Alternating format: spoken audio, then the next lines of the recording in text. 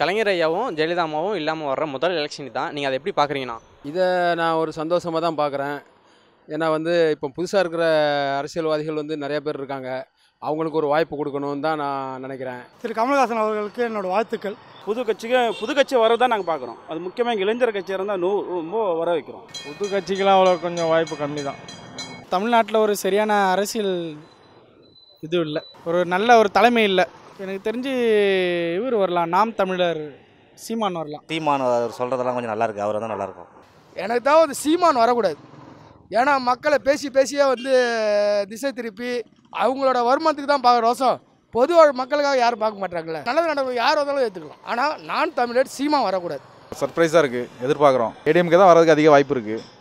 ADMK BJP கூட்டணியில் தான் வர வாய்ப்பு அதிகமாக இருக்குது. என்ன கூட்டணி இருந்தாலும் இப்போ டிஎம்கே தான் வரும். ஏடிஎம்கே வரும், இருந்தாலும் சொல்ல முடியாது அம்மா இல்லாதனால. தேவையில்லாமல் கூட்டணி அது, இவங்க அழிய வேண்டிய நேரம். அதுக்காக நம்ம என்ன பண்ண முடியும்?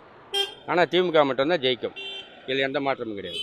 முக ஸ்டாலின் ஒரு சில கொள்கைகளை முன்னெடுத்து இனிமேல் வரும் காலத்தில் நல்லா நடக்கும் அப்படின்ற மாதிரிலாம் பண்ணுறாரு. அவர் வந்தால் ஆட்சிக்கார சிறப்பாக பண்ணுவார்ன்றது மக்களோட எதிர்பார்ப்பாக இருக்குது. ஸ்டாலின் வந்தாக்கா எங்கள் சிவில் லைனு தொழிலாளி நல்லா பொழிப்போம்.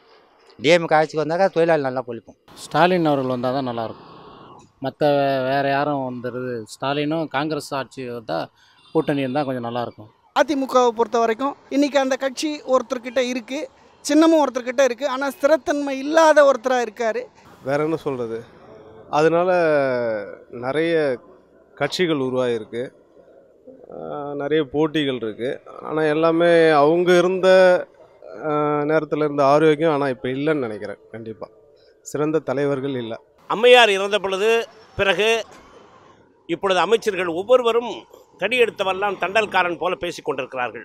கூட்டணி அமைத்து போட்டியிடுகிறார்கள் என்றால் அந்த கூட்டணி எப்படி இருக்கும், மக்கள் எப்படி இவர்களை புரிந்து கொள்வார்கள் என்பது ஒரு வினாக்குறியாக இருக்கிறது. அதாவது ரெண்டு பார்ட்டிக்குமே சரியான லீடர்ஷிப் கிடையாது. ஆனால் இப்போ இருக்கக்கூடிய மத்தியில் இருக்கக்கூடிய பாரதிய ஜனதா ஆட்சி மக்களுக்கு ரொம்ப துரோகம், ஆட்டத்தொழிலாளி மற்ற விஷயங்கள்லாம் ரொம்ப துரோகம் பண்ணுறதுனால இது ரொம்ப டஃப்பாக தான் இருக்கும் இந்த எலெக்ஷன். தமிழக மக்கள்கிட்ட ஒரே ஒரு கருத்து சொல்லணும்னு நினைக்கிறேன். யாருக்கு போடணுன்றதை தெளிவாக யோசித்து, யார் செய்வாங்கன்றதுக்கு யோசித்து போடுங்க. புதுசாகவும் யாரும் அந்தளவுக்குலாம் நல்லா பண்ணுவாங்களான்றதுலாம் தெரில.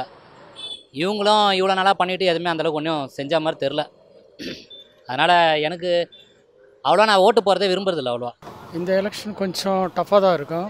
எதுனே நம்ம கெஸ் பண்ண முடியல. இந்த முறை தான் இந்த மாதிரி இருக்குது. மற்ற டைம்னா கொஞ்சம் சொல்லலாம், எதனா இதுவா இந்த கட்சி அந்த கட்சி. இது ஒரு மாற்றத்துக்கான ஒரு அறிகுறியாக இருக்குது.